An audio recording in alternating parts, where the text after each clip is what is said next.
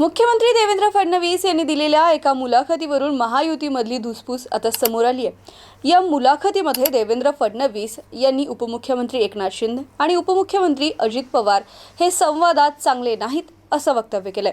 मुख्यमंत्र्यांच्या या वक्तव्यावरून आता राष्ट्रवादीचे आमदार अमोल मिटकरी यांनी नाराजी व्यक्त केली आहे।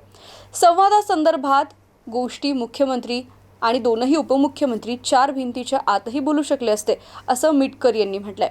दोनही उपमुख्यमंत्री संवादात कच्चे आहे की मुख्यमंत्र्यांचाच आमच्यासोबतचा संवाद कमी आहे हे शोधावं लागणार आहे।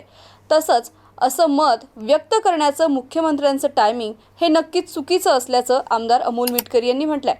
मुख्यमंत्र्यांच्या या वक्तव्यावरून विरोधकांनी खुश होण्याचं कारण नसल्याचंही त्यांनी स्पष्ट केलंय। मुख्यमंत्री देवेंद्र फडणवीस यांनी नुकतीच एका वृत्तपत्राला मुलाखत दिली आहे आणि या मुलाखतीमध्ये ते बोलत होते।